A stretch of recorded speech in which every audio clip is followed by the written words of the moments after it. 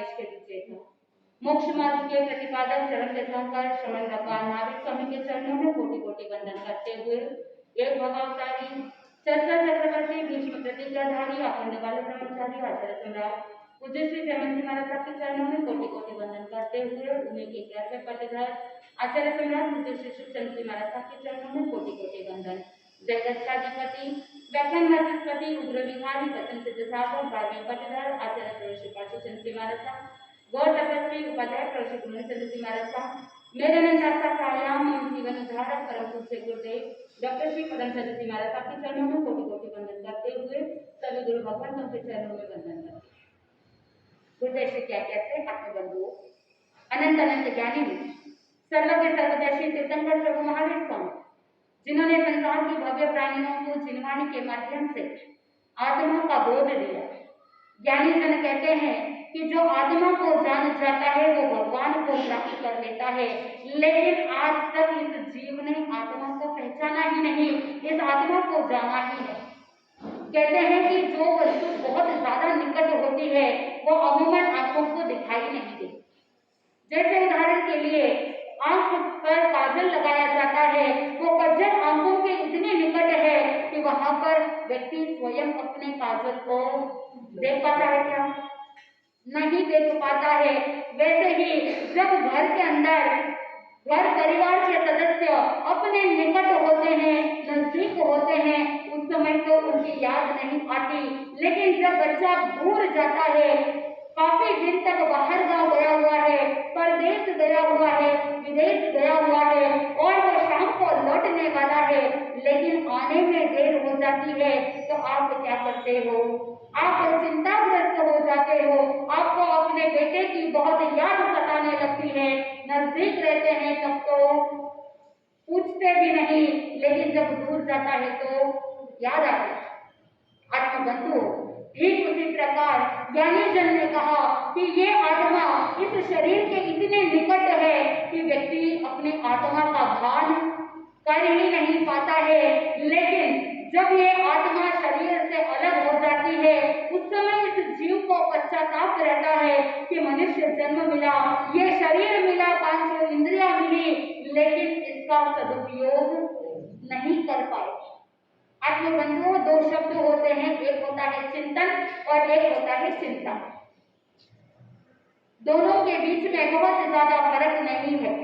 शब्द को देखो तो बहुत फर्क नहीं, लेकिन अगर अर्थ की गहराई में जाओ तो आसमान और धरती जितना अंतर है।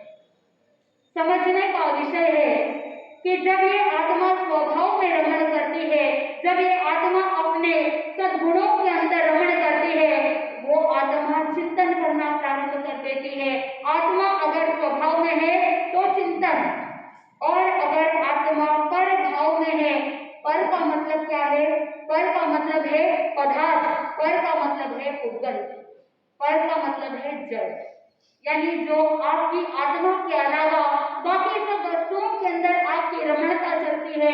आप कषायों के अंदर अगर चले जाते हो, राग द्वेष में चले जाते हो, तो ये जीव आत्मा विभाव दशा में चली जाती है, परभाव दशा में चली जाती है, और जब आत्मा विभाव दशा में जाती है, दुर्भाव में चली जाती है, तो उसी का नाम क्या है?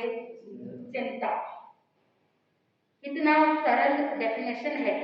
अगर आत्मा स्वभाव में है तो चिंतन, और आत्मा अगर विभाव दशा में है तो चिंता। अब आप बताइए कि आप चिंतन करते हैं या आप चिंता करते हैं? बोल तो दीजिए। कभी कभी चिंतन करते हैं, यानी इस आत्मा का बाल कभी कभी होता है, कभी कभी मन के अंदर वैराग्य की भावना जग जाती है कि मेरी आत्मा को मुझे परमात्मा की ओर आगे बढ़ाना है, उस समय तो चिंतन चलता है। लेकिन जैसे ही यहाँ से गए और आप अपने बिजनेस में तल्लीन हो जाते हो, आप अपने घर के कार्यों में लग जाते हो, उस समय ये जीव पुनः विभाव दशा में चला जाता है, मोह मिथ्यात्व के अंदर चला जाता है, और उसी कारण से ये जीव चिंताग्रस्त हो जाता है। और आगमकार कहते हैं, ज्ञानी जन कहते हैं कि चिंता चिता तक ले जाती है। तो 3 शब्द हमेशा याद रखना, चिंतन, चिंता और चिता। बहुत ज्यादा फर्क नहीं है। अगर व्यक्ति चिंता करता है तो उस चिंता में से ऊपर की बिंदी हट जाती है और वही चिंता व्यक्ति को किधर ले जाती है, चिता तक ले जाती है। स्वयं को निर्णय करना है कि मुझे चिंता करनी है या मुझे चिंतन करना है। तो अब सोचना यह है कि चिंता आखिर होती क्यों है। यानी जब मैं बताया कि जब जीव बार बार भय संज्ञा में जाता है, तो जब भय के ग्रस्त हो जाता है तभी व्यक्ति चिंता करता है। अगर मन में भय नहीं तो चिंता भी नहीं। तो इसीलिए अगर चिंता मुक्त होना है तो सबसे पहले क्या करना होगा, भय से मुक्त होना होगा। जब व्यक्ति भय से मुक्त हो जाता है तो सहज में ही वो चिंता मुक्त भी हो जाता है। और जैसे ही चिंता मुक्त हो गए तो आत्मचिंतन की ओर साधक आगे से आगे बढ़ता चला जाता है।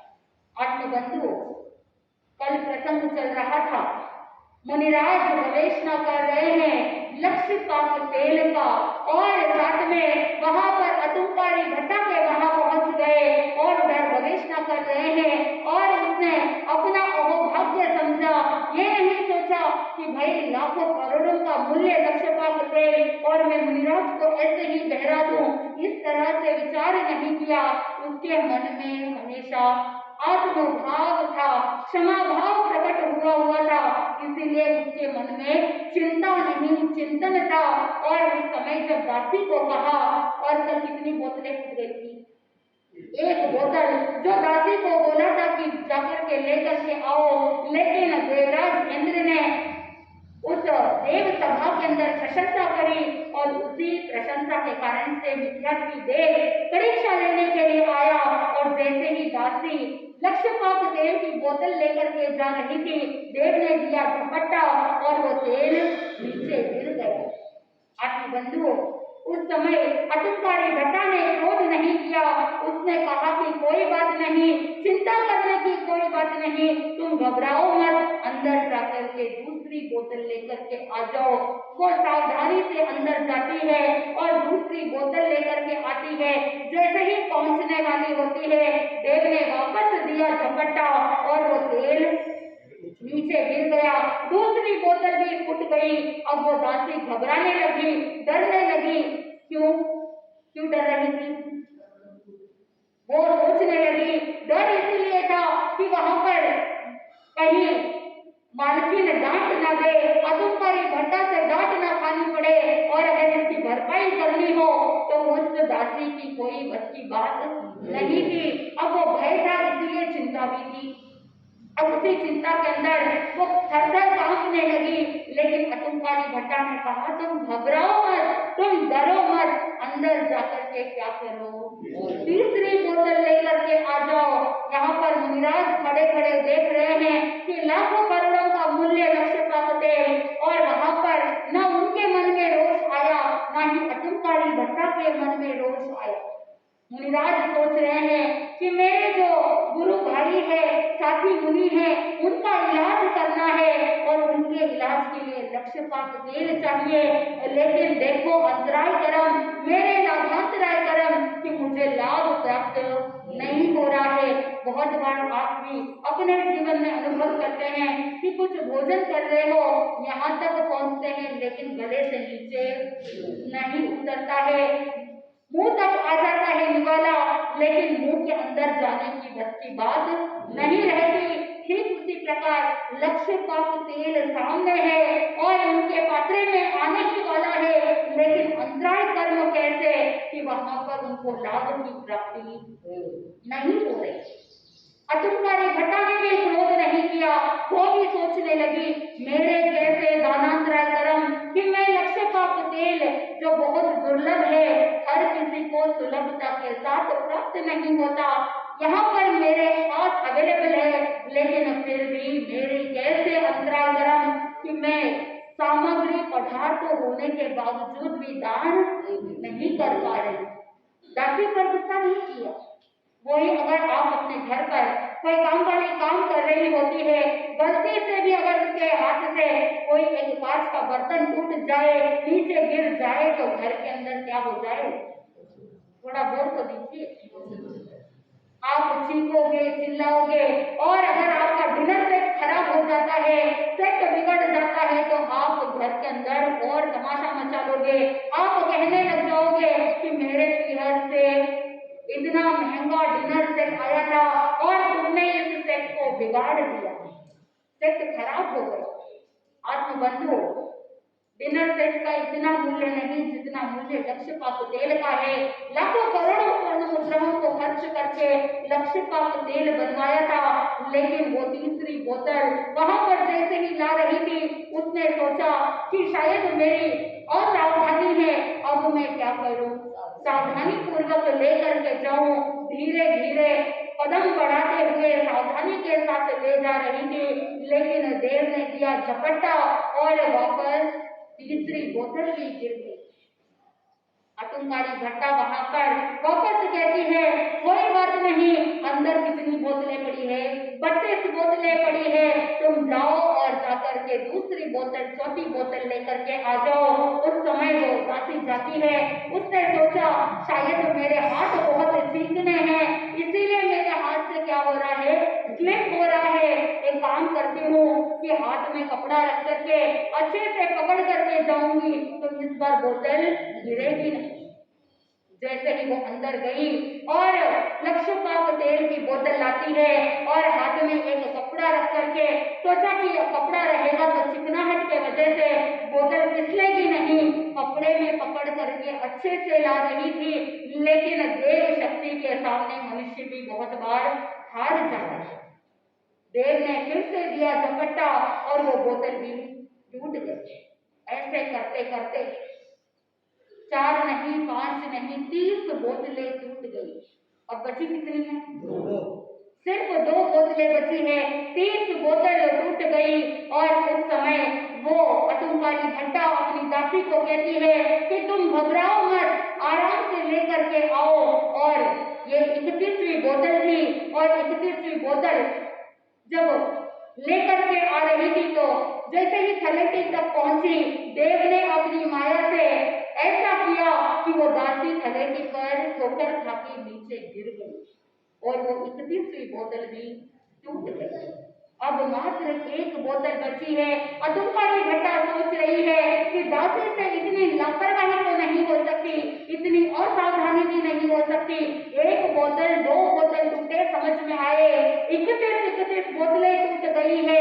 अब मात्र 1 बोतल बची है और अगर ये बोतल भी टूट गई तो फिर मुनिराज को लाभ की प्राप्ति नहीं होगी।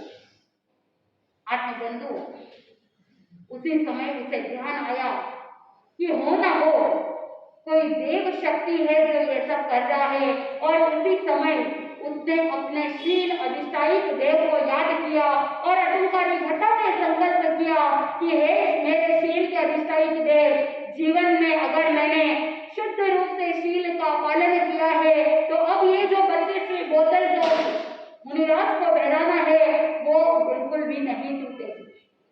आत्मबंधु, यानी जन कहते हैं कि देव शक्ति को काटना कौन कर सकता है?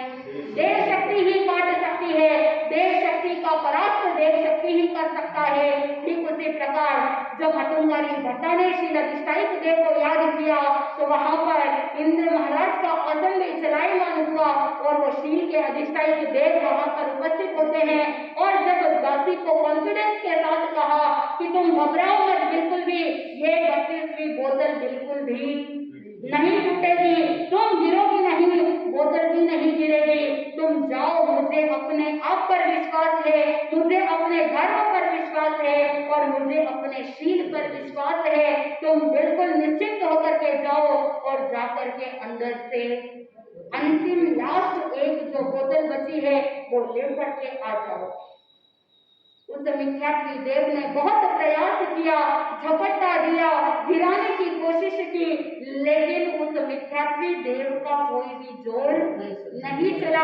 आखिर में आतंककारी भट्टा ने भक्ति भावना के साथ उस लक्ष्यपात तेल को मुनिराज को बहरा दिया।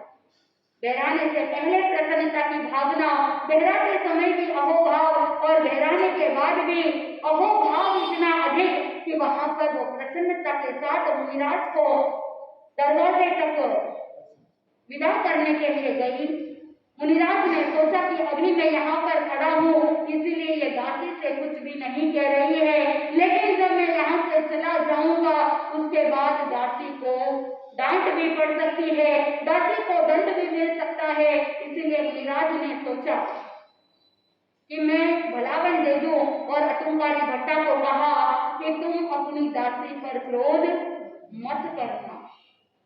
बंधु, आप भी अपने बच्चों को बार बार भय संज्ञा में ले जाते हो, आप उनको डराते हो, धमकाते हो, आप अपना काम निकालने के लिए या उन बच्चों से पढ़ाई कराने के लिए, बच्चों से काम कराने के लिए आप भय संज्ञा में लेकर के जाते हो, उनको डरा करके कह देते हो अगर खाना नहीं खाया तो तुम्हें ऐसा हो जाएगा, अगर तुमने पढ़ाई नहीं की तो ऐसा हो जाएगा, तुम अगर ऐसा करोगे तो वैसा हो जाएगा। और बार बार जब आप उनको डंडे के नोक पर अगर अनुशासित करने की कोशिश करते हो और जिस समय घर में कोई गेस्ट आते हैं, मेहमान आते हैं, उस समय आपके बच्चे क्या करेंगे? आप जितना ज्यादा डंडे के सामने अनुशासित करते हो वो उतने ही ज्यादा उद्दंड हो जाते हैं, सोचते हैं कि मेहमानों के सामने मम्मी तो कुछ बोलेगी नहीं, डांटेगी नहीं, मार भी नहीं पड़ेगी, मेरे गाल लाल भी नहीं होंगे, तो फिर वो और ज्यादा क्या करते हैं, बच्चे मस्ती करते हैं। वही अगर आपने उनको सूझबूझ के साथ समझाया होता, उनको अच्छे संस्कार दिए होते, डंडे के चोट पर आप अगर अनुशासित नहीं करके स्व अनुशासन की ओर प्रेरित करते तो ऐसी नौबत नहीं आती। आत्मबंधुओं, जब मुनिराज ने उस अतुंगारी भट्टा को कहा कि दासी को डांटना मत, दासी पर क्रोध मत करना, उस समय अतुंगारी भट्टा अनायास कह देती है कि हे गुरुदेव, हे मुनिराज, मुझे क्रोध नहीं आता। मैं आपसे पूछना चाहूंगी कि यहाँ पर कितने ऐसे हैं जिनको क्रोध नहीं आता? अतुंगारी भट्टा कह रही है कि मुझे क्रोध नहीं आता। आप अगर आपको पूछे कि कितने को यहाँ पर क्रोध नहीं आता? सबको आता है। और आप ये भी कह दोगे, अगर आपको कुछ तत्वों का ज्ञान है तो आप कह दोगे कि समझ जी हम तो छद्मस्त है, कषाय तो विद्यमान होते हैं, 19-20 सबको आता है। आत्मबंधु, अतुंगारी भट्टा कह रही है कि मुझे क्रोध नहीं आता क्योंकि मैंने क्रोध के फल चख लिए।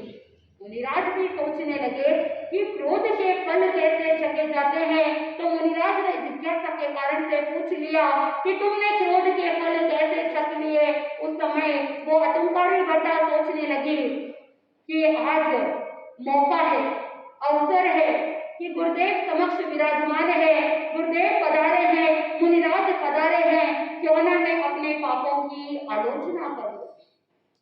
जो भी पूर्व में गलतियां हुई, जो भी पूर्व में कलनाएं हुई, जो भी मेरे द्वारा पाप दोष लगे, उन सबका मैं क्या कर लूं? आलोचना करूं। और वो अपनी आप बीती कहानी कहने लगी। वो कहने लगी कि मैं अपने माता पिता की इकलौती पुत्री और बहुत लाड़ प्यार से पली बड़ी 8 भाइयों के बीच में एकमात्र बहन, कितना लाड़ और प्यार होगा। और कहते हैं कि अकेले इकलौती पुत्री होती है, इकलौता बेटा होता है, तो बहुत बार क्या हो जाते हैं, बहुत बार वो अपने ही लाड़ प्यार के कारण से बिगड़ जाते हैं। ज्ञानी जन कहते हैं कि हमेशा अति का अंत होता है। वो अतुंगारी भट्टा जब बचपन के अंदर इतना ज्यादा लाड़ प्यार, कभी उसे कोई भी डांटते नहीं, कभी उसे कोई भी पीटते भी नहीं, उपलब्ध भी नहीं देते। और उस समय छोटे बालिकाओं के साथ जब बचपन में खेल रही थी, खेल खेल के अंदर उसकी सखियां कहने लगती है अभी तो तू यहाँ पर माता पिता के घर पर है, यहाँ पर तुझे कोई डांटता नहीं, कोई कुछ कहता नहीं, कोई तुम्हें रेकारा टुकारा भी नहीं देते, लेकिन जब तू यहाँ से जाएगी, ये तुम्हारा जो माता पिता का घर है, ये तुम्हारा घर नहीं, ये किसका घर है? आप कहते हो बचपन में बेटी को कहोगे कि तू तो पराई धन है, तुम्हें शादी करके कहाँ जाना है, ससुराल जाना है, तो वो अपने और जब वो ससुराल जाती है तो सास ससुर कहते हैं कि देखो ये बहू है, पराये घर से आई है। तो माता पिता भी कहते हैं कि ये पराया घर है, सास ससुर भी कहते हैं कि ये पराया घर है। तो फिर वो बेटी के मन में विचार आता है, ये भी पराया है, वो भी पराया है, तो फिर अपना कौन सा घर है। आत्मबंधुओं, अगर आध्यात्मिक रूप से चिंतन करे तो अपना घर कौन सा। ये जो हमारी आत्मा का जो घर है, ये शरीर रूपी आत्मा के लिए घर है। इस घर को मंदिर के समान अगर आप चिंतन करते हो तो इस शरीर की आप देखभाल उस लेवल तक करते हो कि जो ये साधना के लिए सहयोगी बने। और आप मन के अंदर ये चिंतन करना, मुझे ये जो लकड़ी पत्थर ईंट आदि से बने हुए घर को घर नहीं करना है, मुझे ऐसे शाश्वत घर में जाना है कि ऐसा घर जो कभी नाश नहीं हो, ऐसा घर जहाँ से वापस लौटने की जरूरत नहीं हो, वहां पर कोई आपको घर से बाहर नहीं निकाल सके। ऐसा शाश्वत घर कि जहाँ पर जाने के बाद ऐसा कोई भी नहीं कहे कि ये तुम्हारा पराया घर है, तुम्हें पराये घर में जाना पड़ेगा, ऐसा कभी कोई बोलेगा नहीं। वो शाश्वत घर कौन सा मोक्ष का है। जब साधक शिला तक पहुंच जाता है, वही वास्तव के अंदर अपना घर है। और उस अपने घर तक पहुंचने के लिए पुरुषार्थ करना है। और वो अतुंकारी भट्टा जब सखियों के साथ बचपन में खेल रही थी, उस समय वो कहने लगती है, सखियां कहती है कि अभी तो तू अपने माता पिता के घर है, लेकिन जब तू शादी करेगी तो वहां पर तो इतना लाड़ प्यार कोई करने वाले नहीं होंगे। ऐसा तो हो नहीं सकता कि कभी तुम्हें रेखारा तुम्हारा नहीं दे। और उस समय उस बचपन में ही उसके मन में ये बात बैठ गई और उसने उस समय संकल्प किया कि मैं तब तक शादी नहीं करूंगी जब तक मुझे ऐसा वर नहीं मिलता। मैं सिर्फ उसी से शादी करूंगी जो हमेशा मेरी बात माने और कभी मुझे रेखारा पुकारा नहीं दे। लाड़ प्यार इतना अधिक कि कितनी कोशिश कर ली, लेकिन उसकी शादी कहीं पर भी हुई नहीं, क्योंकि उसकी कंडीशन को सुन करके कोई भी जोरू का गुलाम नहीं बनना चाहता। कोई ऐसा नहीं सोच सकता कि कोई किसी को रेकारा नहीं दे, कोई किसी को तुकारा नहीं दे और कोई किसी को डांटे नहीं, जैसा वो कहे वैसा ही करना। ऐसे कोई भी तैयार हुए नहीं। उसका स्वभाव दिन ब दिन बिगड़ता गया और 8 भाइयों भी परेशान हो गए। और 8 भाइयों की जो पत्नियां थी वो सभी पत्नियां भी बहुत परेशान हो गई। कहते हैं कि 100 सास एक तरफ और घर में एक ननंद एक तरफ। आत्मबंधुओं, अगर सासू जी को अपनी तरफ करना है तो किसको अपने मुट्ठी में लेना पड़ेगा। ननंद को अगर आप अपने फेवर में ले लोगे तो वो ननंद आपके सासू जी के कान भरेगी नहीं, वो हमेशा आपके फेवर में रहेगी। यहाँ पर अतुंकारी भट्टा एक ननंद और वो माँ भी सोचती है कि संकट के समय में बेटे काम आएंगे या नहीं आएंगे, लेकिन कौन काम आएगी, बेटी काम आएगी। इसीलिए अतुंकारी भट्टा जो भी बोलती उसकी माँ उसकी बात मान लेती। इधर भाभियां भी परेशान है और भाई भी परेशान है। सभी भाई भाभी यही सोचने लगे कि कब इस अतुंकारी भट्टा की शादी हो और कब हम चैन की नींद ले सकते हैं, कब इसकी शादी हो और हम सुख शांति के साथ जीवन आगे बढ़ा सकते हैं। लेकिन उसकी शादी हुई नहीं। संयोग उसी नगर के अंदर एक दीवान साहब थे और दीवान साहब की उम्र लगभग 40-41 साल की उम्र, 40-41 उम्र उनकी हो गई थी। और अचानक से आकस्मिक रूप से उनकी पत्नी का वियोग हो गया। आत्मबंधुओं, जवानी में पत्नी की आवश्यकता उतनी नहीं होती, लेकिन बुढ़ापे में पत्नी की आवश्यकता बहुत होती है। ज्ञानी जन कहते हैं कि अगर बुढ़ापे में पत्नी का वियोग हो जाता है और व्यक्ति अगर धर्म से नहीं जुड़ा हुआ है तो फिर उसका जीवन जीना बहुत मुश्किल हो जाता है। वो अर्थ ध्यान रौद्र ध्यान में ही अपना जीवन व्यतीत करते हुए अपनी आत्मा का पतन कर देता है। तो पत्नी के वियोग से वो परेशान भी हो रहा था। उस समय उनके जो यार मित्र आदि थे उन्होंने बात की दीवान साहब से, कहने लगे कि एक लड़की है, लगभग आपकी ही उम्र की है, लेकिन बस एक बात की हमको ध्यान रखना है कि वो जैसा कहे वैसा करना है। कंडीशन मात्र एक है कि रेखारा तुकारा नहीं दे। अब दीवान साहब भी सोचने लगे, बहुत पॉजिटिव सोच रखने वाले थे। दीवान साहब ने सोचा अब कितनी तो उम्र बची है, आधी उम्र से ऊपर तो बीत गई है, अब किसी को रेखारा तुकारा देने का क्या मतलब है। कम से कम गरम गरम रोटी तो बना करके दे देगी, और कुछ नहीं तो रोटी के तो बांधे नहीं पड़ेंगे। तो इसीलिए दीवान साहब ने पुकारा भर दिया। और इधर कहा जाता है कि बात को और घाटे को बिठाने वाला था, तो मित्रों ने बात को बिठा दी और दीवान साहब भी मान गए।